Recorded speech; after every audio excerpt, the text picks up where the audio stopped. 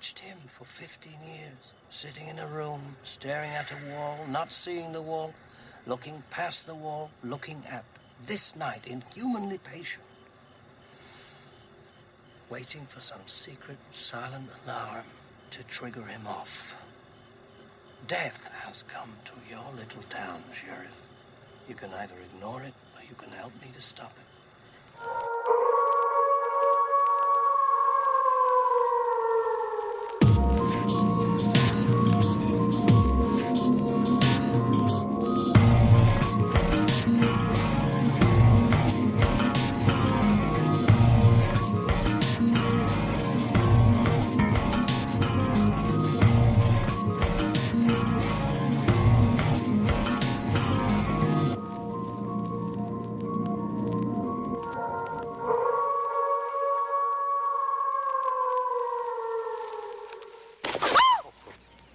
Excuse me, Laurie. Oh, Mr. Brackett, I'm sorry, Mr. Brackett. Oh, I didn't mean to startle you.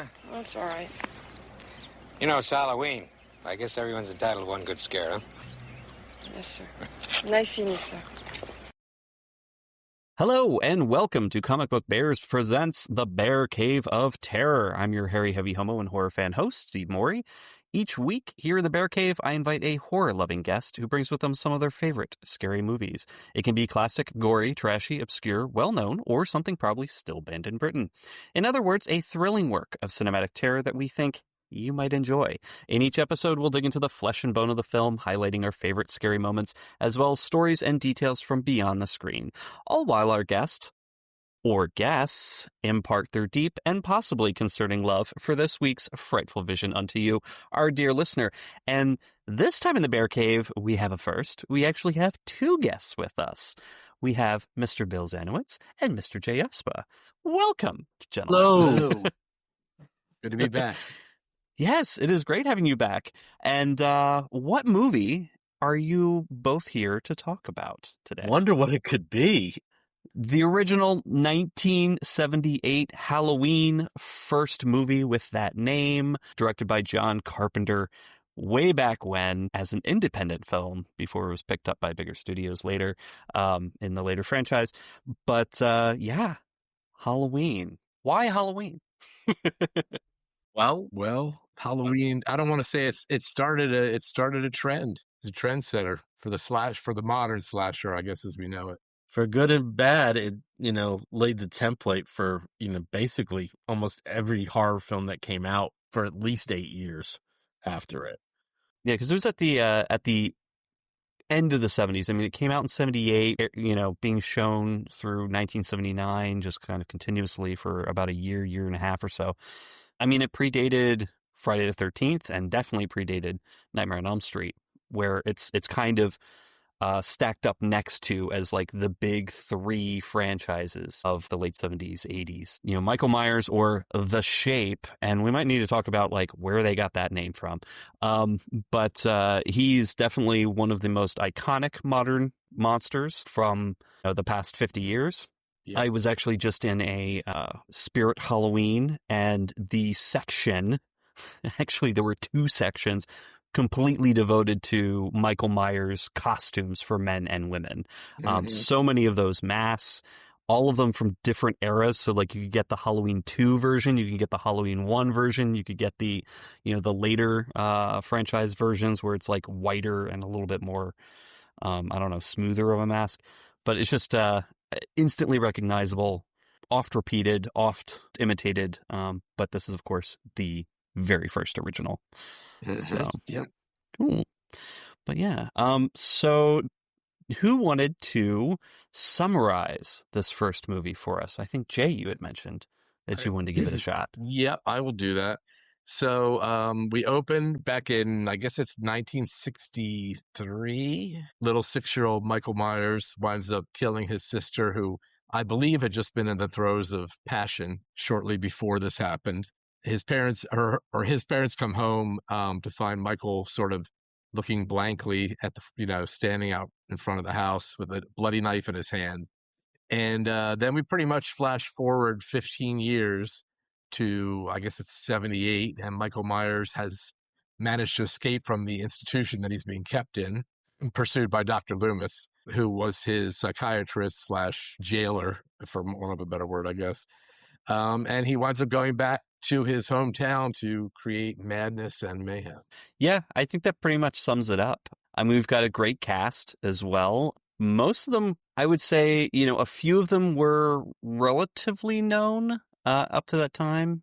But the main, I would say maybe the main character, the most prominent character was a young Jamie Lee Curtis, who really hadn't done a whole heck of a lot prior to that. I think she'd done some TV. Yeah, I mean, she was one of the last studio hires from the old system. They put her in garbage, the Operation Petticoat series and stuff. Yeah.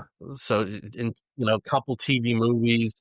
But she was actually signed to Universal under that old Hollywood, exclusive development deal. And this was the first thing that she was able to do outside of that. In a way, do you think she was maybe a Nepo baby hire for this movie? I think for Universal, she was a Nepo baby hire.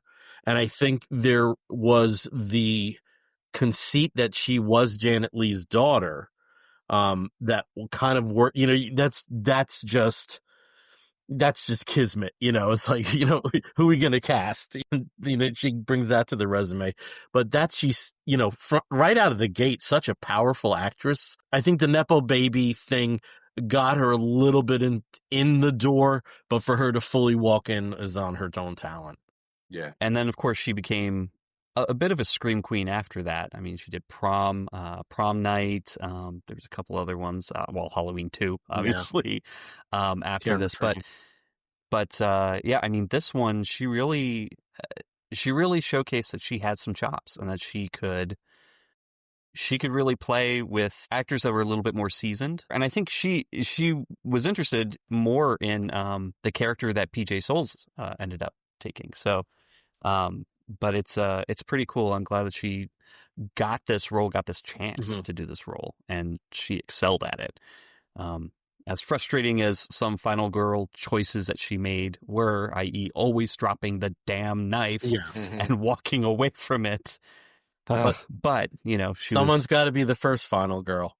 And, there you go. I think one of the things that makes the acting performances, you mentioned PJ Soles.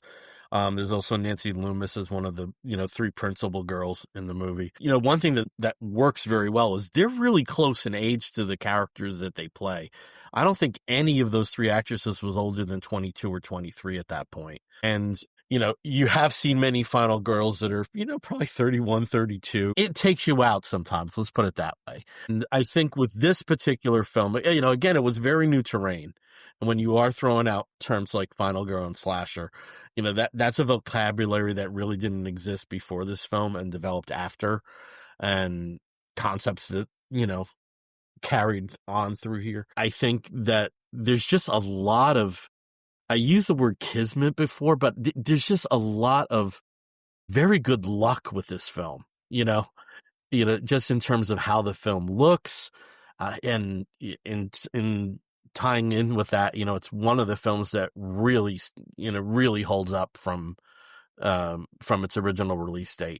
You watch it today and it still feels fresh, and you can't say that about a lot of other Halloween films, but. Right. With this one, there is, almost a timeless feel to it. And the other thing that I don't think is mentioned enough about the film is, for me, one of the most striking characters in the film is Haddonfield, is the town itself, because it does kind of feel like this would be the same story in 1963, would also be the same story in 2012. Now, it's, the small town, the same dynamics really kind of are still present with, high school bullshit and the kind of like simple life of a babysitter. I don't know. But there's a lot of things that you could just remake this today. And apart from clothing and a few references like on cell phones, you really wouldn't have to tweak the script that much. Well, and they did remake it, because there was, I think, one or two that he ended up doing, and they sort of went back and rebooted and went back to the original. Yeah. Yeah. So, Jay, like, for you, with this being sort of like, again, an early slasher movie. And you and I had talked about Black Christmas kind of having some similar tropes in it. Like you had POV from the killer several times, especially, I mean, you know, that opening sequence in Halloween is all done POV, supposed to be a oneer. It's supposed to be a one shot kind of, you know, move around the outside of the house, into the house, kill the sister, and then come back out before it cuts. There were two sort of like hidden cuts in there just because of how they shot it, but it really does look like a single continuous shot. It's really cool. And the hand, by the way, which I did find out, was from Deborah Hill, who was the writer and executive producer on this one. So I thought it was really cool that she got to actually be in the movie, or at least her hand got to be in this movie.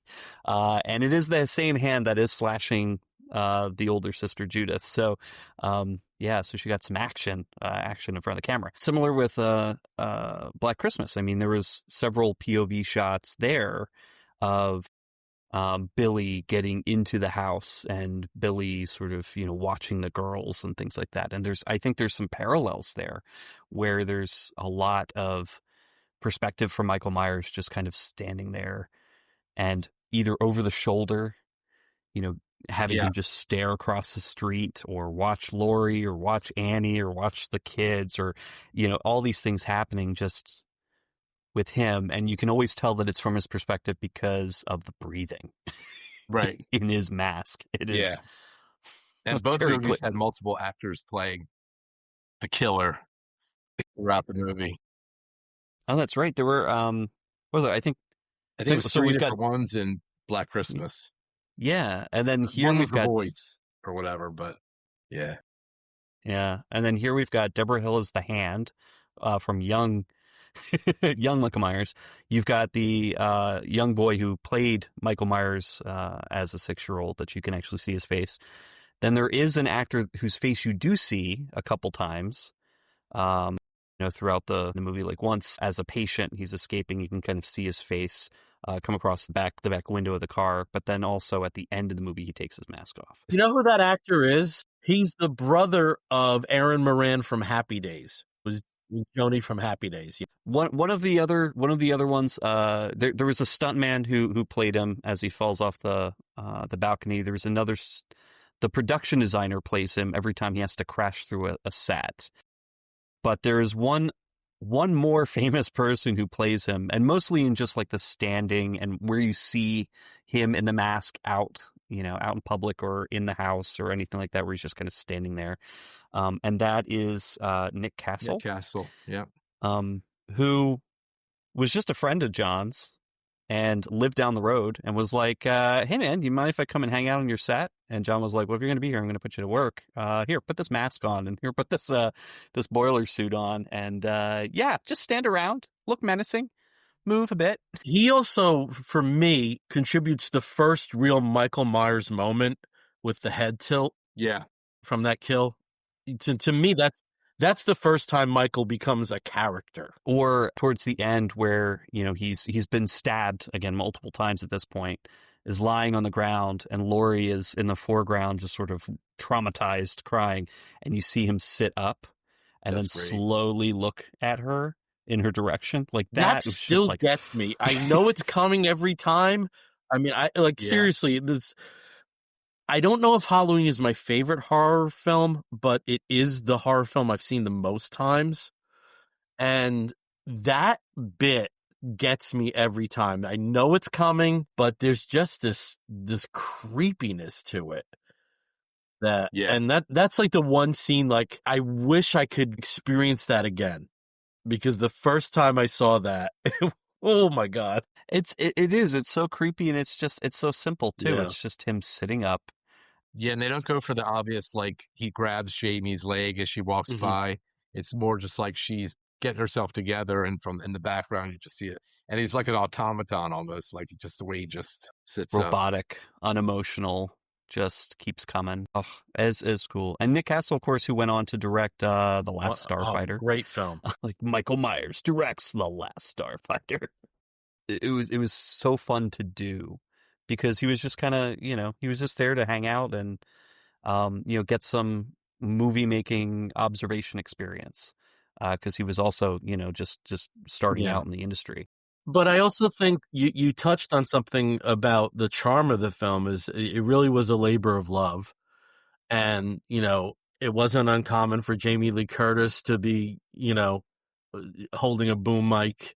Apparently even Donald Pleasence got into the fun there, moving sets around. Reading about it and watching a pretty cool documentary about it, which was, it was very, I do have to say, this documentary was very early 2000s Fox Channel.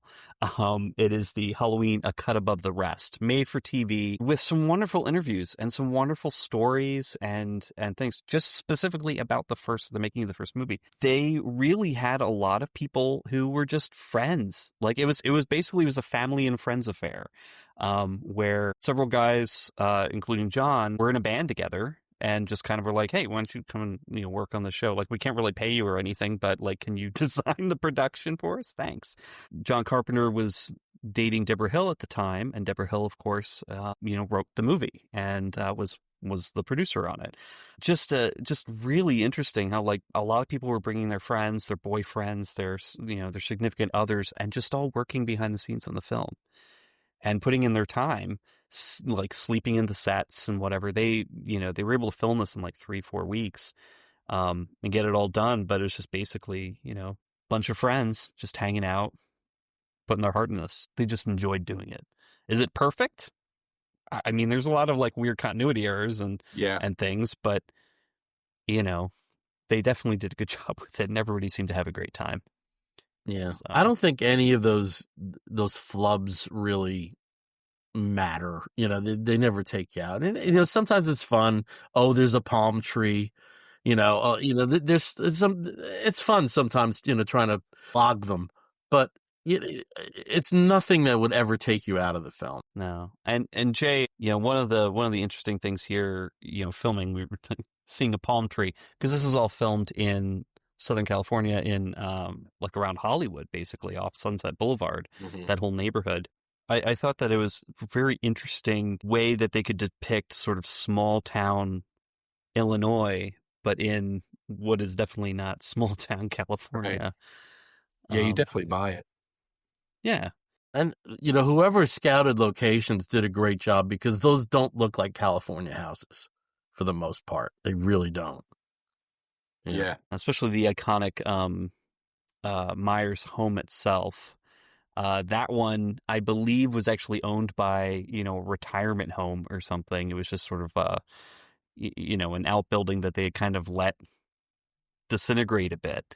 And so when they came in, they fixed up the few rooms that they wanted to film in for the opening sequence. And then, it basically was already falling apart. So they didn't really have to do too much when they jumped forward 50 years. I mean, they shot that whole like opening sequence in one night, and then over the course of a week, they shot the sequences with Donald Pleasence in there, and the sheriff. So, but speaking of, the biggest actor in this that they got playing Dr. Loomis is Donald Pleasence. Mm-hmm. He was not the first choice. No, it's Peter Cushing, right? And Peter Cushing, of course, had just done a little indie film himself the year before called Star Wars. And his agent was like, oh, no. My client was in Star Wars. He is not going to do your little film. And so, of course, they were like, well, if I can't get Peter Cushing, I'm going to get his compatriot, Christopher Lee. Christopher Lee was like, I don't know. No, I'm going to have to pass. And, of course, apparently, like, years later, Deborah Hill and John Carpenter ran into him at a party, and Christopher was like, that was the dumbest mistake I ever made. I should have been in this movie. I mean, there was a point in his life where Christopher Lee just said time out on horror films. And I think something like this probably would have been an exception to that. It should have been an exception for him. But I can't see anybody else in that role now. At all. Exactly. Because there's just a weirdness about Pleasence. Michael is an enigma, but Loomis is an even bigger enigma, it seems. Yes. And it's like, it almost seems like you have to be crazy to treat crazy, And I think he has that vibe like right on the money. You needed somebody who's like a little weird in that part. Yeah, Yes. without it. He's weird and, kind of handsome. In that sort of like odd British way. But also the beard is very nice. So Now, with the and then also with Halloween, there's about like 20 documentaries about the making of. So you have a lot of resources. Did you know the story of how he decided to say yes? Was because of his daughter was a big fan of the soundtrack for Dark Star. I heard that, and also she was a fan of Assault on Precinct 13. It really was his daughter that that convinced him to do it. It's like, Dad, can you please do that movie? I really like the soundtrack. Well, I think she was like in her 20s, so I don't think she sounded like that then. She was also probably a little bit more British. But...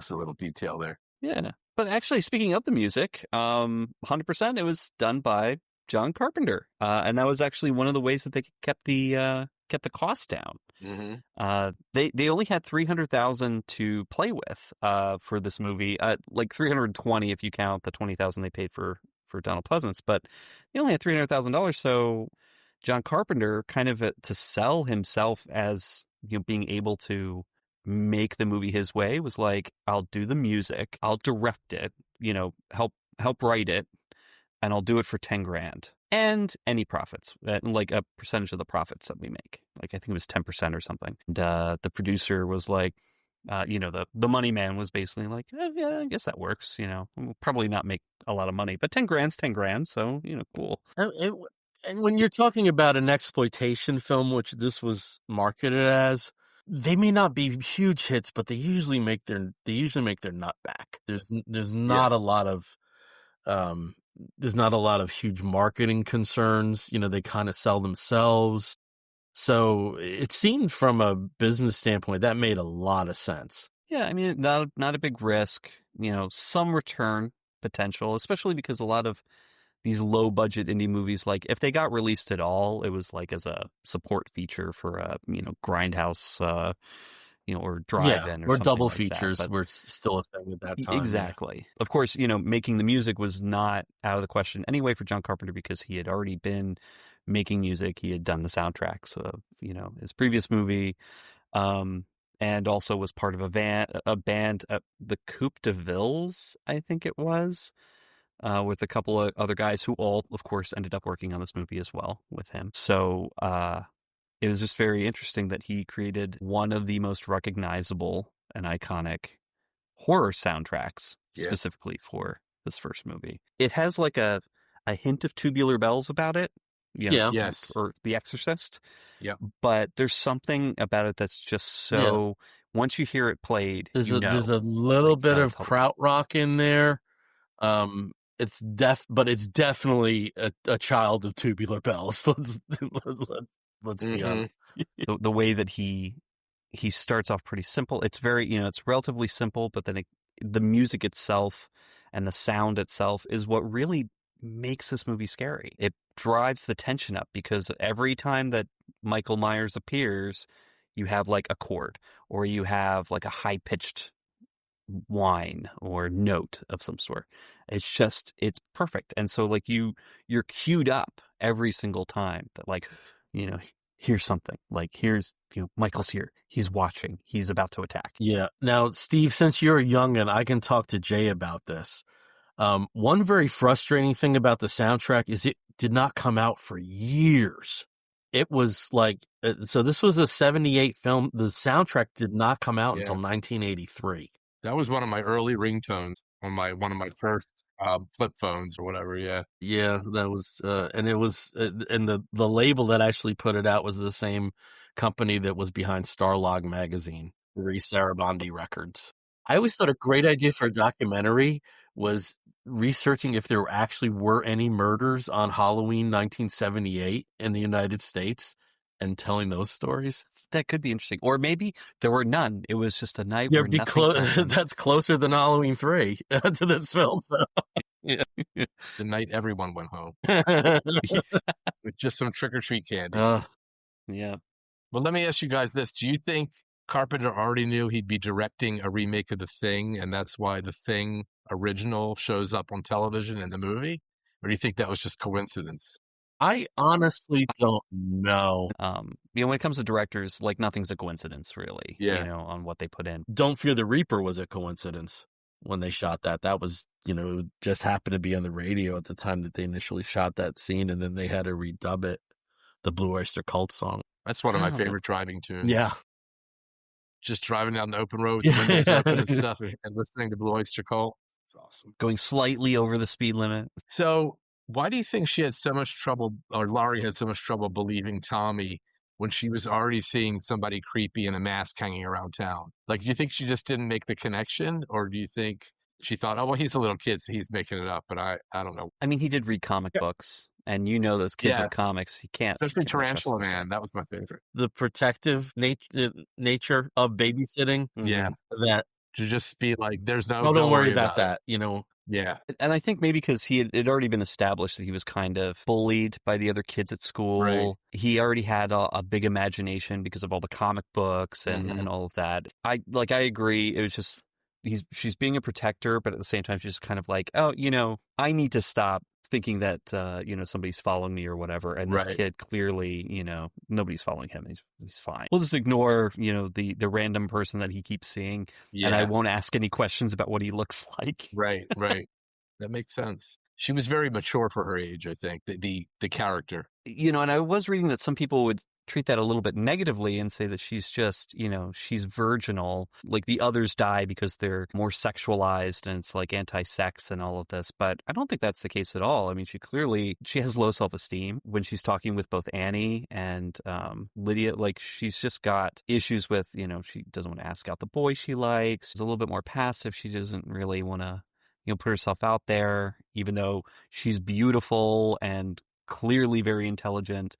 And just a really good person, but, her girlfriends are a little bit, I don't want to say abusive, but they do bully her a little bit. Like, come on, Laurie. Like, you're not, like, you're such a lame-o. Totally. But they all do get along, and Laurie's not exactly, like, pristine as well. I mean, she smokes some pot. She does.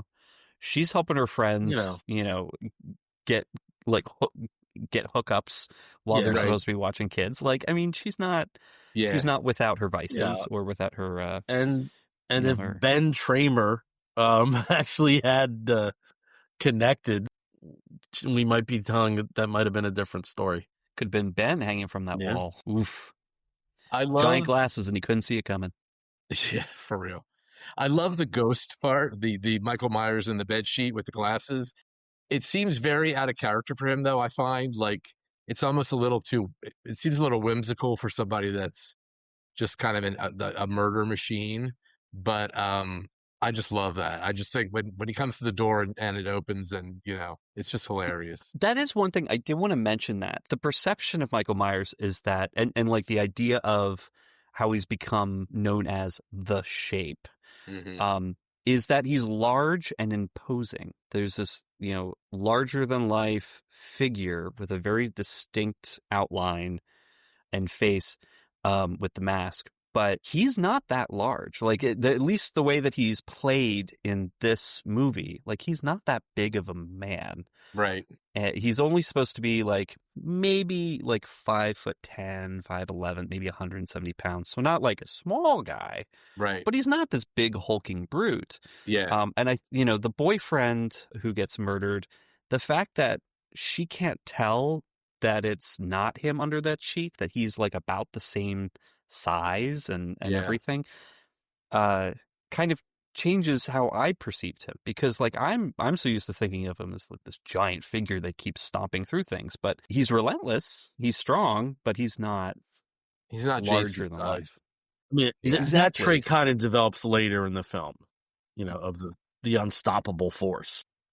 Speaking of the sequels, I'm just interested in what your guys' take is. And again, we're just talking about the first film, but I think this is it's an interesting question because I think it says a lot about the person.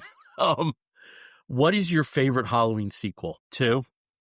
Okay, for me it's 2.0. It's H2O. Yeah. That's very close for Yeah. me too. I'd say H2O as well, just because that, interestingly enough, and I was telling Bill this beforehand, I think that was the first Halloween movie that I saw all the way through, where I had seen like most of the first Halloween, most of the second Halloween.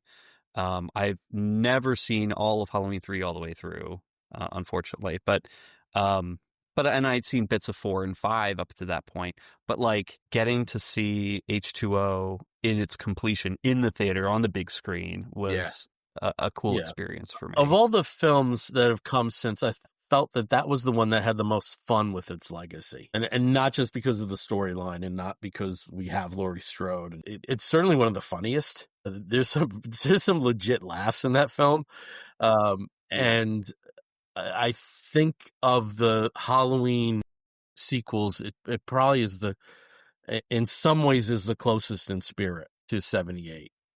2 might be as well, but I just have a lot of affection. Yeah, when you start throwing in cults around Michael Myers and stuff like that, it gets a little goofy. I mean, that was in a post-Scream world as well. H2O was just as affected by Scream and by like the new direction that slasher movies were going in. Yeah. That it was able to kind of refer back to obviously the first Halloween with the cast and with the storyline, but also kind of bring in some more contemporary elements, because slasher films had changed over 20 years. I like about 2 is that it really feels like Halloween. Like in the first movie, you really only see that one group of trick-or-treaters, that it's a mom and some little kids, and it's still daylight. And in the second one, you get much more of like the town is out, like definitely trick-or-treating at night. And I think that fulfills my love of Halloween and missing like the way trick-or-treating used to be and stuff like that. The most of what I remember from Halloween 2 is, just the people in the hospital getting really grossly murdered. I always go back to like Jamie Lee Curtis's wigs in that for some reason, because when you talk about elements that take you out of a film, that is one of them. Unfortunately, they actually had a decent budget; they could have spent it on wigs. It's the first thing that they forget to do all the time. They're like, "Oh, nobody will notice." And also, Pleasence lost a considerable amount of weight between the 2 films, and he looks different too. And should we mention the Shatner mask? Yeah. I love that Shatner, like the William Shatner mask, or more specifically that it's a Captain Kirk mask that barely looked like William Shatner. Yeah. But that was such a simple choice. Tommy Lee Wallace, who's the production designer, went out and got a couple masks. One of them was a really scary clown mask, and the other one was this William Shatner mask. And they were going to go with the clown mask because, like, of course, clowns are scary. They're creepy. It was white and, like, really sadistic looking and all of that. And they were like, oh, this would be perfect. But then he showed the altered Captain Kirk mask where he took out the sideburns, removed the eyebrows, and then, cut the eye holes a little bit bigger and then painted the whole thing white. So he kind of, like, went with the clown mask motif where it's, like, all white, but then just with no other textures or colors on it. And they were like, that's the one. Mm-hmm. I think it cost $1.98. That sounds about right. Yeah. And when you mentioned Tommy Lee Wallace, that's somebody else who also went on to become a director too, with Halloween 3 and some teen comedies. One of the things that I think was probably the most important decision for me on how they were making this movie is the choice to shoot it with Panavision. So made it widescreen. So already it looks head and shoulders above any other sort of like low budget movie at the time. And then also to go with an early version of a Steadicam. Basically it was a mount, just kind of like a Steadicam where it's like a large backpack, front pack kind of mount of the camera that allowed for a lot more fluid motion of the camera without always having to deal with a dolly. So you could follow people very closely. And that's how they got a lot of their, I'd say their best shots, like the opening shot, following young Michael killing his sister, but then also where Jamie Lee Curtis runs out of the house where she's just found all 3 bodies of Annie and Linda and her boyfriend. I think it was Bob. Bob was her boyfriend. And is like running outside, and she's like going to the neighbor's house. She's like screaming on the front porch, like, help, help, help. The neighbor like turns on the lights, looks through the blinds, and then turns everything off. It's like, ugh, no, I don't want to get involved. She's just screaming, but running across the street. That's all like one big shot. And, you know, they're following her all the way to the door across the street. She's trying to get in. Yeah. That's beautiful. Well, Carpenter did have some connections. I mean, he was writing television films at this point. You know, we already mentioned Dark Star and Precinct, and from what I understand, some of the equipment came from Warner Brothers, which he had done Zuma Beach with Suzanne Summers. You know, that he was very good at borrowing, apparently. Whether that was above board or not, I don't know. But smart choice, though. I mean, that. And that's, I think, one of the big reasons why it looks so good compared to a lot of the contemporary movies that it was shown alongside of, but also why it maintains its quality over time. I think this one's been released, I don't know how many times it's been released in multiple versions and director's cuts and, you know, remasters and everything, but it's maintained its quality, its look the entire time. Even when it was shown on TV by NBC.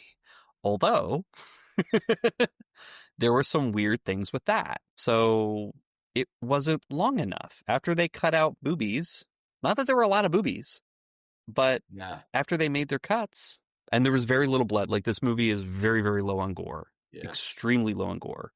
And almost no blood, period. But, even with what little they had to cut, it still wasn't long enough. Not for a 2-hour block. No. So they had to go back and shoot additional scenes just to pad out the time. You can find them on YouTube and, you know, not the best quality, but they really haven't made many of the Blu-ray or the, to my knowledge, at least the versions that I have on DVD or Blu-ray, they really don't have that material as part of it. Yeah. I mean, it's not like it really added anything to it. I did get to catch those clips. I have to look at my box set and see if it has anything, but I don't recall it. Yeah. I mean, there was a scene where Donald Pleasence is explaining to the psychiatric board like why Michael Myers is terrible and doesn't deserve to be released. And it's essentially everything that he's already said in other conversations with the sheriff and with the nurse at like other times in the movie. But now he's like presenting it in a courtroom setting. And it's completely unnecessary. And then there's another scene where Linda runs into Laurie's house, and Laurie has just gotten a shower or something, so she's got her head wrapped up in a turban. And Linda's saying like, "Oh, there's some creep, you know, who's been following me in a station wagon." Right? Yeah, we saw him. We saw that scene where they're being followed by a guy in a station wagon.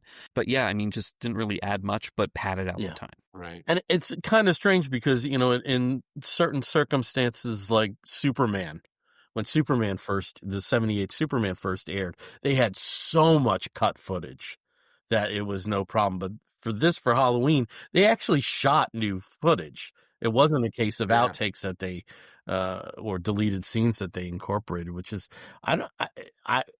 to this day, I don't think that's really a norm, you know. I think there's probably very few instances of things like that. But they were able to go around the whole, like, wigs for Jamie Lee Curtis thing, though, by just having her hair in a turban. So she didn't have to go through, like, the terrible wigs issue that she had in Halloween 2. They had a lot of fun with the widescreen aspect. There's one scene where Annie, she's babysitting the little girl, Lindsay, I think it was. When she's out in the laundry room, you have her over on the far right, and then you have all this empty space and the door, and you know something's going to happen. Something's coming. In my rewatch, and it seems like this was, you know, there really is no throwaway scene in Halloween. They all kind of matter. But I wouldn't say the most consequential scene was when Annie and Laurie meet up with Annie's father, who's the sheriff, where they've had the break-in at the hardware store. And there's some interesting travel there in that scene with the camera. Yeah. Well, and also right after they leave and Donald Pleasence shows up, Dr. Loomis shows up and is talking with the sheriff. And of course, in the background, there's Michael Myers in his little station wagon at the intersection, Yeah. just watching the whole scene across the street. But you like if the frame is kind of blocked in a way where you can't see that, you don't get that little bit until he drives by at the end, and you're like, oh, he's been watching this whole thing.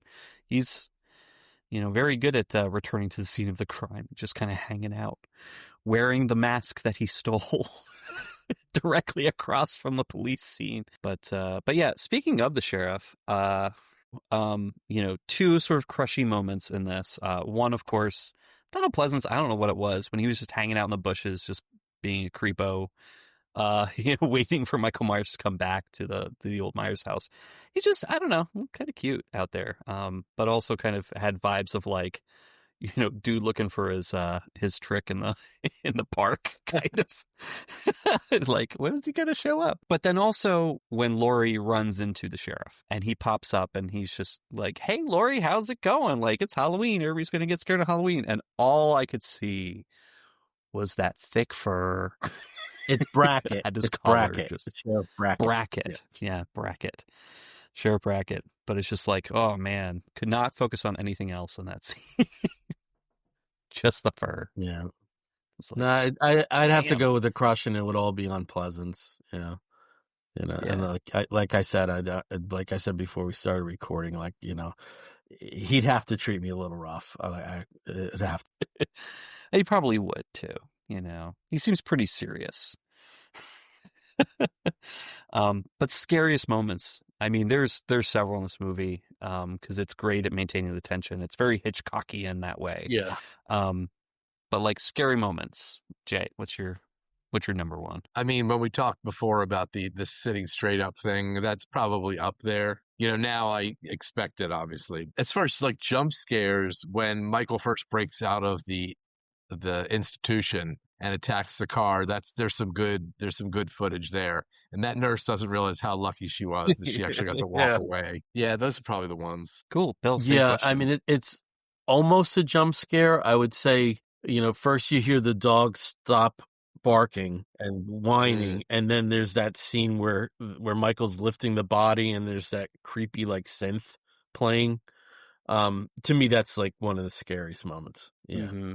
For me, I would say there's that whole sequence, actually, I think, from the end, running from when Laurie first goes into the house where Annie's been babysitting and she finds all the bodies in the house.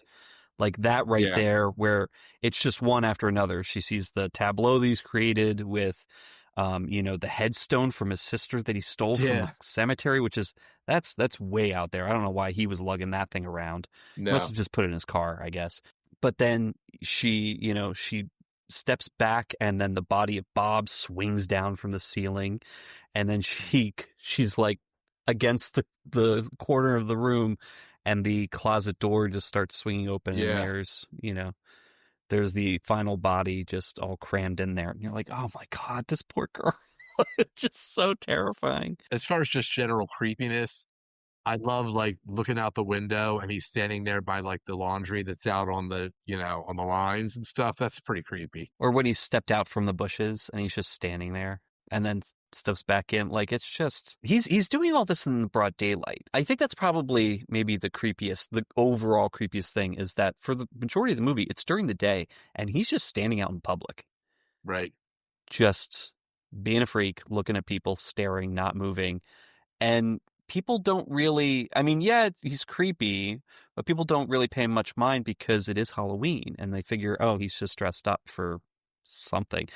What he's dressed as, I don't know if anybody would have made a connection. It's like, oh yeah, he's some kind of character. No. This guy's being really weird with that mask. And he's wearing like even coveralls. Yeah. The probably the first, I think it was the first murder victim after he escapes was it was like a repair guy. Mechanic, The mechanic, where his dead body is out by the train and tracks. then the dog, and then Lester. who I don't think ever gets a last name. Well, there are two dogs that got killed. Well, in there's this one. the dog. We don't know if the dog that was eaten was the same dog that was, it could have been, it could not have been. But Lester obviously was the second dog. Yeah. He was being very protective. But who did Lester belong to? but It had to have generally, been one of the neighbors. They must have mentioned it. No, Lester, it was Was Lindsay's Lindsay's dog. dog? Like Lindsay's family dog. Yeah, because she's like, come and get your Oh, dog. right. get your That's dog. right. Yeah, okay. Yeah. So he was in the house most of the Okay. time, but she left the back door open. She left the kitchen door open, and he walked out and was barking at Michael. And Yeah, I think with Loomis, with the commentary about the dog when they go into the house, that must have been another dog. Yeah. yeah, well, because he had gone straight to the house first, or maybe second. Maybe he ran to that. Maybe he went to the cemetery first and got the. Got So the that means headstone. Lester did have a last name, and it was Wallace. Yeah, Lester Wallace. Poor Lester. And poor unnamed dog who was half eaten.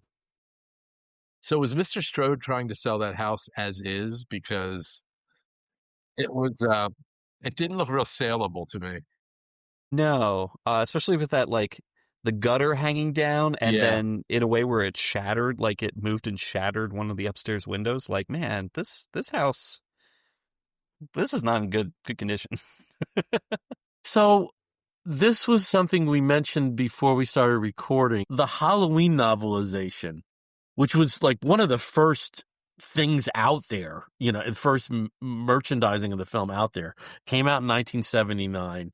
And the beginning is like almost like a prequel.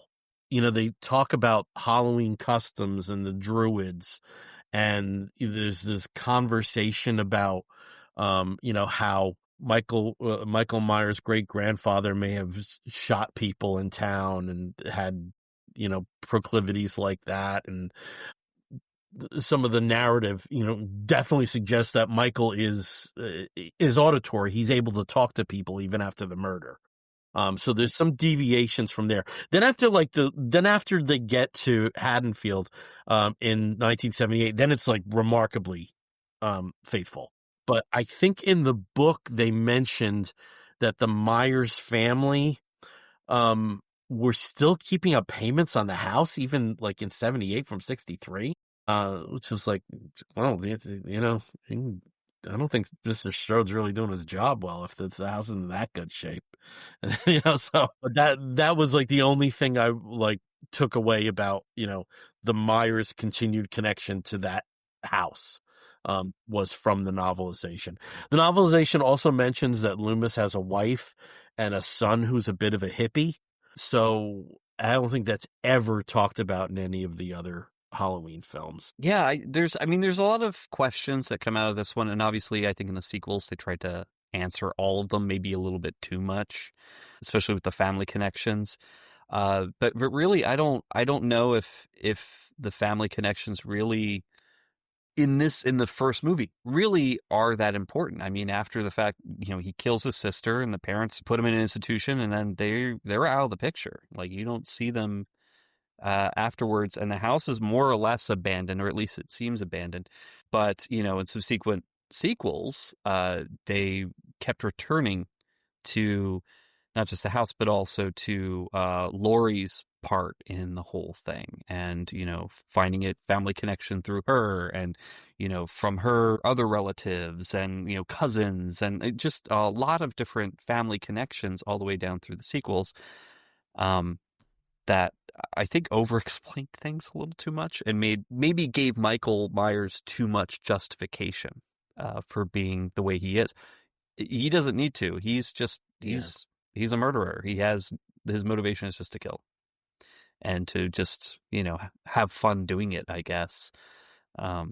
We never really see his face except for towards the end. I mean, he's a pretty handsome guy, except for the part of his eye that got stabbed earlier by a coat hanger. But like, he's a handsome dude, but he just has no expression. There's no expression on there because he's just he's just there to kill. And whether he's wearing a mask or not, I mean, there's nothing there to really. Again, your first episode, which I was on, thank you, where we talked about Jaws, and Michael Myers is very close to the shark. That there's really, he doesn't need motivation. He's just a force of nature that does one thing, and that's kill. And he's clever about it, but most of it's just he just keeps going, and that's what he does. It's like, there's an opportunity to kill, I'm going to take it. You've just listened to another episode of the Bear Cave of Terror, and if you haven't seen Halloween, or after listening to us are struck with an irresistible compulsion to watch it again, it is streaming for free on Plex and Shumo Play, or Zumo Play. Not too familiar with that, but it's free. And it's also available digitally and on physical media, and of course, because we are in October, which is the month of Halloween, it's going to be playing probably on several channels, several streaming services. I know AMC Plus and Shudder are going to have it, so you'll find it out there. And plus, you can also always pick it up on physical media. There's multiple versions on DVD, Blu-ray, and 4K out there. So Bill and Jay, if listeners would like to get in touch, how would they do that? Let's start with Bill. As most people know, I am a co-host with Steve with the Comic Book Bears podcast, and you can find us on many of the podcatching platforms. I'm on Instagram, I'm on Facebook, I'm on Blue Sky, I'm on Threads, though I'm not really on Threads like everybody else. So I'm Bill Zanowitz on all of those platforms, so you can just reach out to me there. I'm usually pretty nice. You can find me on the Life on the Shit List podcast, also known as LOTSL on Apple iTunes, because you can't say the word shit there. And then you can find me mostly as Haunt Cub on a lot of things like Blue Sky and Instagram. And if you would like to follow the Bear Cave of Terror, you can find us on Blue Sky and Instagram at Bear Cave of Terror. You can watch us on the Comic Book Bears YouTube channel as well. We have some shorts up there as well as the audio episodes. Or you can send an email to bearcaveofterror@gmail.com. A list of sources will be available in the show notes if you'd like to learn more about the original Halloween and the making of. But in any case, good night. And remember, if a murderous psychopath steals a station wagon with a state emblem on the side, just run the plates next time. Good night, everybody. Good night. Good night.